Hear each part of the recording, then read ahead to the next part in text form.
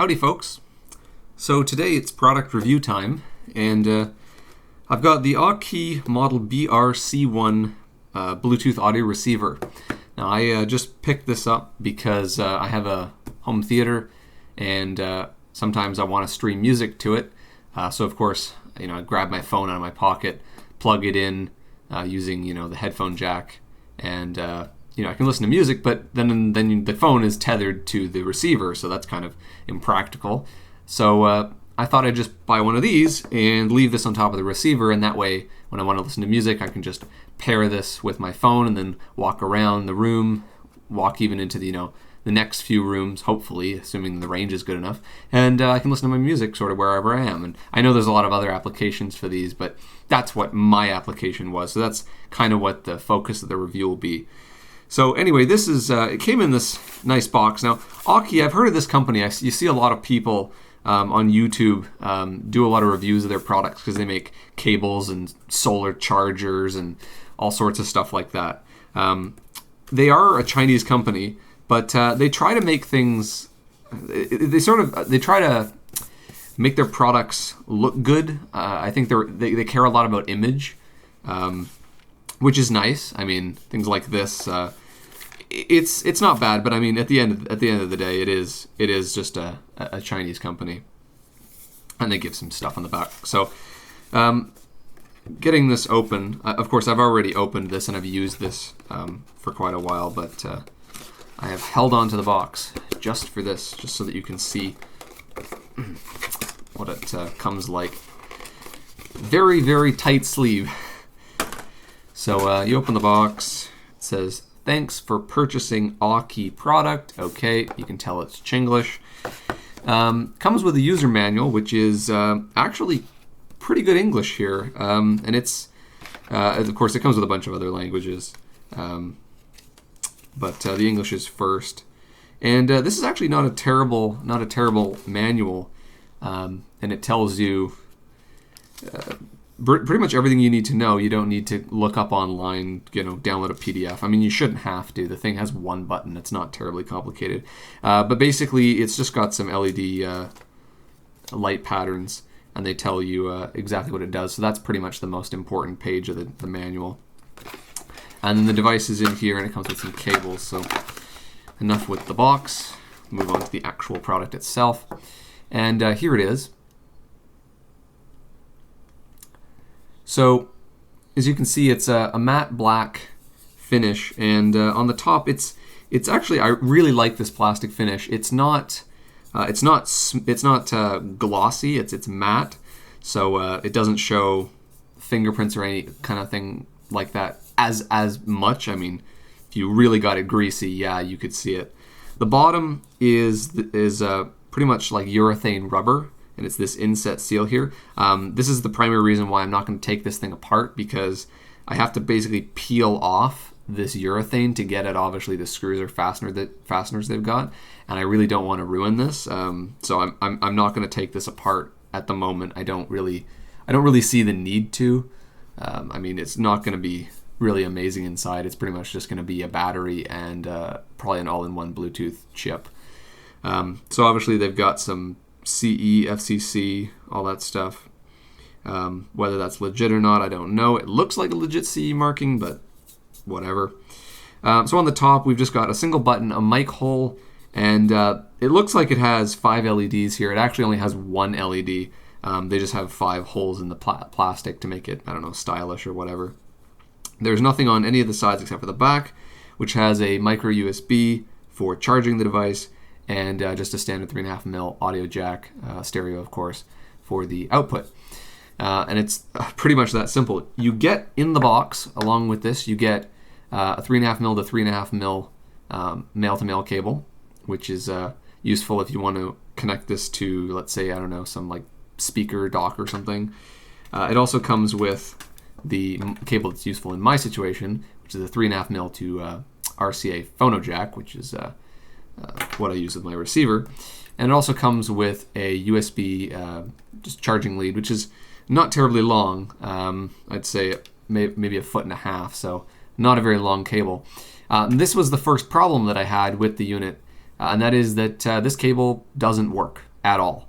I actually checked, and there is no continuity between one of the power pins through this cable. So the cable is defective and does not work in my situation. Now, your cable probably will work, but obviously this just shows the kind of quality control that, I mean, even companies with an image like Aukey, still they fuck up, and this does not work at all. So not a big deal. I'm not going to go through the process of trying to exchange this. I mean, it's just a cable. I have 1,000 of these. Plus, this isn't long enough for my application anyway. But just, beware, I guess, of that. What I find interesting, what I thought was interesting about this cable is this micro USB end is really long. It's far longer than it needs to be and should be. I mean, that's fully inserted, and that just looks kind of weird in my opinion. So, what I thought they might have done, this is kind of weird, but I noticed that if you actually insert this, don't do this with a good cable, insert this into the USB-A connector, the two little pins actually fit in the two holes, and it actually latches together perfectly. And I wonder if this is like so that I wonder if this is designed that way so that you can coil it, and then to stop the ends from unraveling, stick it together. I don't know, whatever. Anyway, so cables are pretty standard. The device is really simple to use. I mean, you pretty much just press and hold the power button for 5 seconds, and the LED will flash red and blue, and this is pairing mode. So basically, now you would, it's visible, you'd tell your phone to pair with it, and it'll pair. Simple as that. And if you've already got it paired, all you have to do is just hold the button until the LED starts flashing, and now your phone, would be able to see this if it was already paired and paired to it. Of course, my phone is not on right now, and you can see the device auto shuts off if it doesn't find anything to pair with. Oh no, it actually may have just paired with my phone. Let me check, because no, it has not.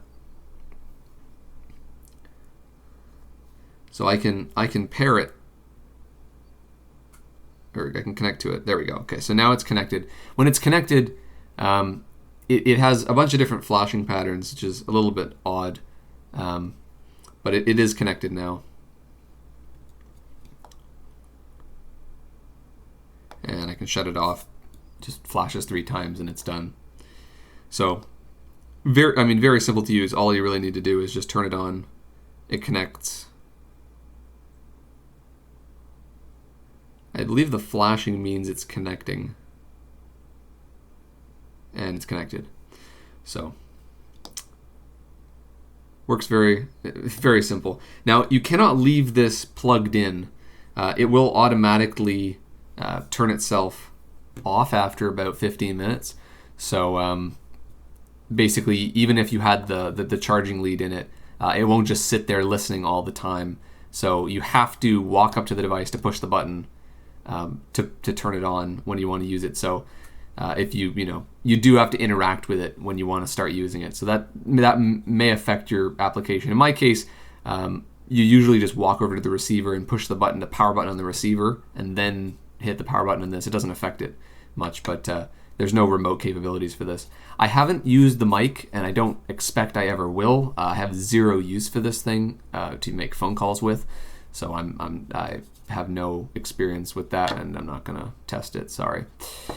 In terms of range, this thing seems that the range really depends on the device you're using to transmit to it. My phone, which is the LG G4, it can transmit pretty much anywhere in my house. So I can get easily 20 or 30 feet away from it through walls, not a problem. If I go outside, then it starts to drop out. But I also have a USB dongle for my desktop PC, and it's one of those really cheap little, the thing that sticks out only about that far. So it's not really, not very big at all. I think it was like $5 or something. And it works fine with that. However, it can only go maybe about 10 feet or so. no walls before it starts breaking up. So obviously the antenna in that thing is minuscule, so that's most likely what's the limiting factor here. But I haven't had a problem with the range on this whatsoever. In terms of the audio quality, this was one of the big things that I was kind of worried about, was because, of course, I mean, the digital side is going to work because it either works or doesn't really. But the analog output, right? Once goes through the DAC, it's now an analog signal, and at that point, really, you've got to pay attention to the components you buy, how you design that audio circuit. And I was really, really worried about the audio quality that would come out of this. And when I first plugged it in, I had actually connected it to a pair of headphones because it was what I had, and I connected it to my desktop PC, which runs Ubuntu. So I paired it with Ubuntu, no problems, and I started streaming some audio, and it sounded like shit. And I had a hard time believing that was how this was supposed to sound. And I eventually noticed that in the sound settings, it was actually set to use the old telephone protocol for these, which is basically like 8 kilohertz, like limited, basically like what phone quality, basically.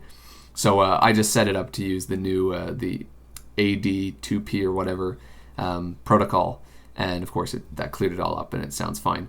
But yeah, so that scared me a little bit. There is hiss. It does have a hissing noise even without the USB connected. So the internal circuit doesn't have a very low noise floor. So I would never use this with headphones because of that. It becomes very obvious. The hiss is quite loud for headphones. Now, if you have, like in my case, it goes into a receiver. It's not that big a deal with that. But headphones, you'd probably notice it. It would probably bug you. But receivers and stuff, anything you have to turn up. I mean, I can't say what the SNR is. It's probably like 80 dB or something.